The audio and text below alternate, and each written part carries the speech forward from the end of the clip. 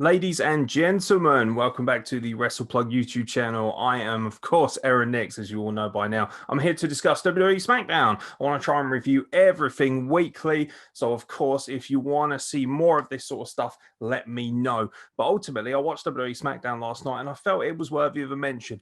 One of the things that I'm always told about with WWE Smackdown is how much of a better show it is than Raw. Whether that be because it's 2 hours long, because it has more stars, the star power of Roman Reigns and Sasha Banks, especially.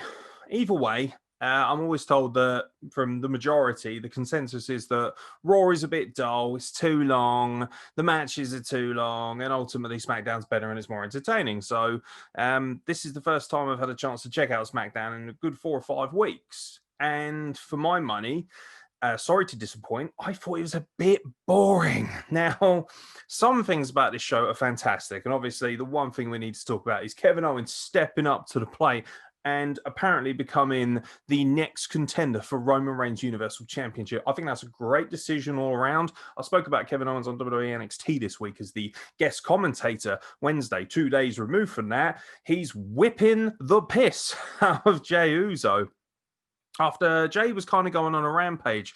The whole thing just works, doesn't it? Roman Reigns is just, he's almost completely revitalized who he is. And even though he was still massively over before this kind of heel turn and this corruption of sorts under the wing of Paul Heyman, you always felt that it was just, you felt a bit jaded watching it. It was kind of the same thing every time. This is fresh now. This is exciting. The promos are better.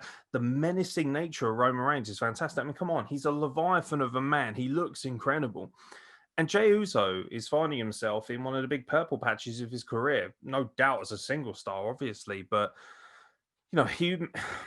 Jey and Jimmy were so special as the Usos, and no doubt they will be in the future. But this has got so many great layers to it. And of course, it's got family, which means that it's just got that little bit of an organic edge because they are legitimately family. And that has spilled over into the locker room, of course. And Jey Uso trying to assault pretty much everybody. Seems to have a rivalry going on with Daniel Bryan, which is not a bad thing. Anyone who works with Daniel Bryan is going to get along very nicely. Of course, he cost Daniel Bryan a title opportunity because if Daniel Bryan had beaten Sami Zayn, then he would have been given the opportunity at the Intercontinental Championship. He's beaten the shit out of him. Kevin Owens interferes. Ultimately, Kevin Owens then in the main event faces Jey Uso in what was frankly, I thought, an excellent match. For me, Kevin Owens is the best wrestler in the world that people don't realize is the best wrestler in the world, if that makes any sense whatsoever. Simply put, he's one of the most underrated talents on this earth. So good, world class on the microphone, great presence, world class in ring worker, superb in ring talker as well. Psychologically, an excellent wrestler. He carries himself better than most people. He's committed to his character a lot more than other wrestlers are, even through his social media accounts as well. Particularly when he was a heel, he was so good on social media, doing stuff that we all applaud MJF over in AEW for his incredible commitment to the character, which I have no doubt he slightly is in some ways or another. But Kevin Owens was doing that well before him and doing it very well. He truly is one of the best. So his ability not only to convey a storyline, but also the fact that he was able to use the positioning of the camera. He's so aware of where the camera was. As this match obviously descended into a completely farcical disqualification, it just became a violent mess. And the way that both men portrayed themselves is so good. The storyline is being put over nicely. Jey Uso is essentially a lackey at this point who is there to kind of do the bidding of Roman Reigns because he's too much of a hot shot. He's too much of a big dog. He's head of the table. And as you're head of the table, you don't have to do the work. It's the people around the table who do it for you. Love all the symbology involved as well. Kevin Owens sitting at the announce table, sitting at the head of the table, so to speak. All these little things. It's so well done. And also using that voice of this is what you do to your family. Look what I'm doing to your family. Where are you now? Really bringing into question whether it is actually family or not. It'd be interesting to see how that title match, that inevitable title match, goes at TLC, but it's fantastic. Obviously, we don't expect Kevin Owens to become Universal Champion, but him stepping into the fold and working with Roman Reigns, it's fantastic. And they've done it before. over the Universal Championship, I believe, and also over the United States Championship, if I do remember rightly. And either way, they faced each other a few times in the past, and that was actually really good. And that was at a time when most people didn't like Roman Reigns, or it was just very fashionable to boo him. And ultimately, they had a right to, because he was very stale and very boring, and he was being shoved down everybody's throats. But at the same time, that was some of his better work under that format. So I'm very excited for this program. I think that's really very much the highlight of SmackDown. Don't really care about the tag titles. I love the Street Profits and the tag titles themselves. Problem is, they're up against Dolph Ziggler and Bobby Roode. It's like, yeah, sorry, boys. Like, don't get me wrong, they're fantastic. I loved Bobby Roode in Impact. You know, in TNA as the, the it factor, Bobby Roode, and even before that with Team Canada. But this glorious character. See, this is the problem with wrestling fans. They latch themselves onto something like the glorious gimmicks, singing glorious, etc. But if you don't have a lot of stuff behind that, if that just happens to be, a kind of outer shell, but if there's nothing inside of that shell, people will eventually drift away from it. That's what's happened with Bobby Roode. Now all of a sudden he's just a mid-card lackey, for lack of a better term, for DZ, aka Dolph Ziggler, who, again, Dolph Ziggler is phenomenally talented. Nobody's questioned that. The problem is he's been doing the same stuff for 10 years. He's the same character he's always been. He's never really changed. Even when he had that awful record scratch music, he's always been the same guy. He's always looked the same. He's always worn the same tights. You just think, you haven't evolved at all. And when we think that we said farewell to The Undertaker this year after 30 incredible years of his career, look at what Undertaker did. He didn't necessarily always change how he looked, so to speak.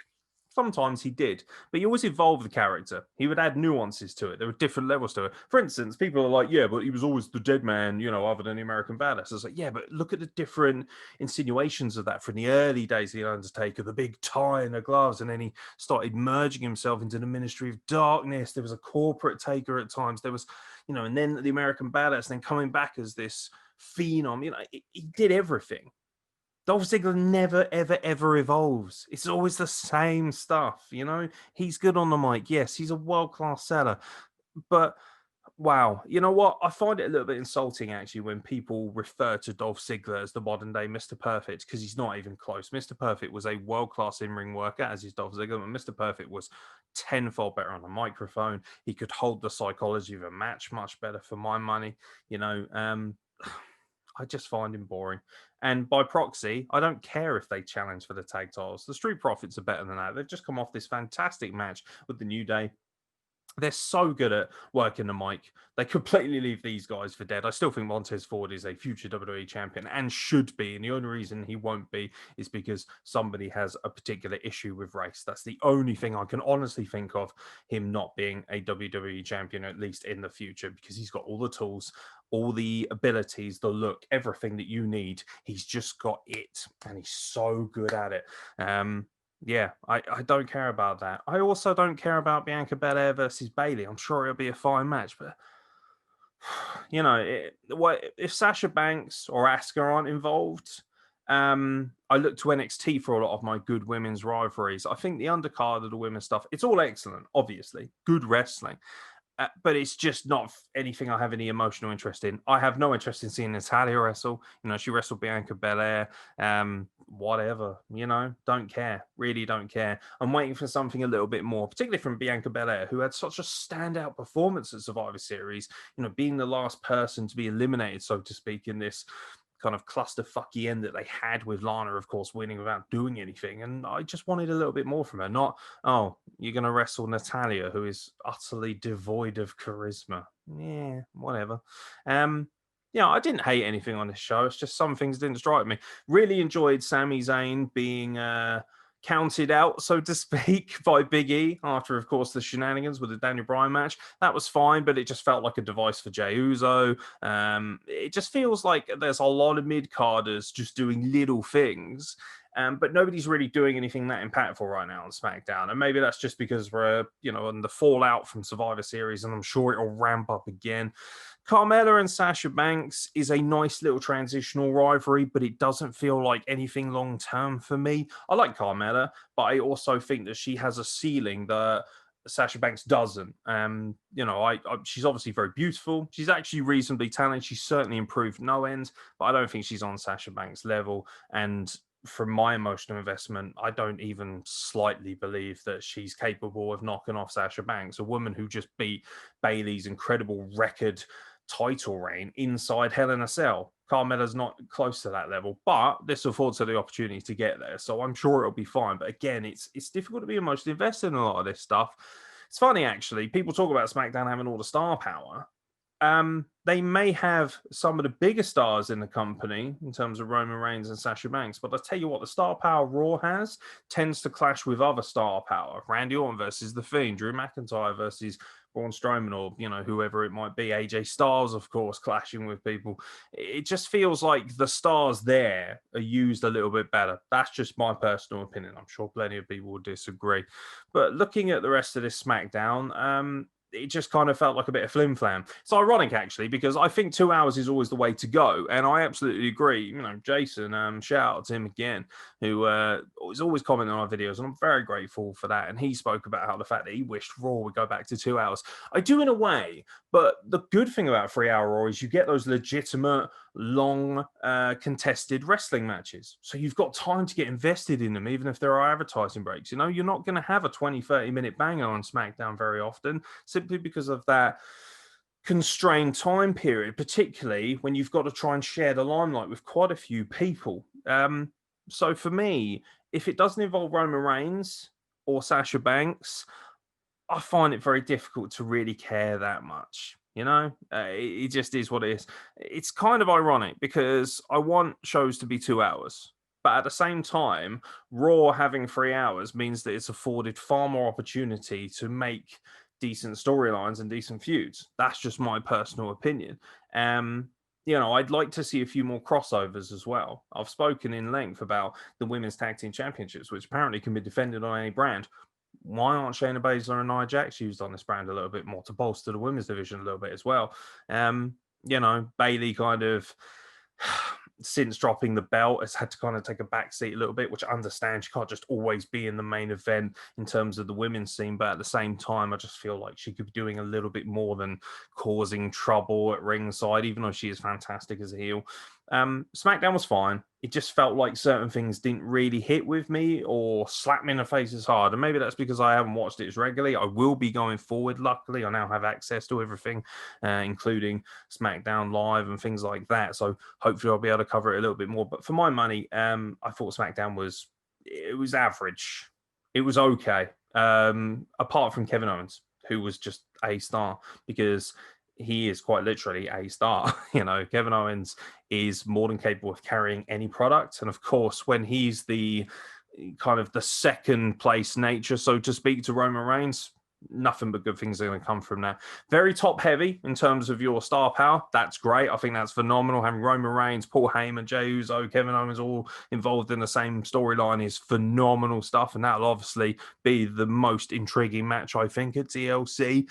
But other than that, I'm not really seeing anything on SmackDown right now that truly, truly excites me. Nothing I disliked, just, you know, like I say, lacked emotional substance for me. And it will take me a little while, I think, to really get in tune with what SmackDown are doing. But hey, let me know what you guys think. I know that you watch SmackDown out there, and obviously you wouldn't be watching this if you hadn't watched SmackDown. Let me know what you think. Do you think Kevin Owens is the right guy to face Roman Reigns next? Do you have anyone else in mind? Do you like the direction that Jey Uso's going with? The kind of main event Jey, you know, main event Uso, particularly with his brother still being out with injury. Do you like the fact that Carmella's stepping into the fold, that she's come back with a revamped purpose, you know, really carrying that kind of diva badge with honor as she faces Sasha Banks? Or maybe you've got other ideas. Either way, I'd love to hear from them. Leave them in the comments below.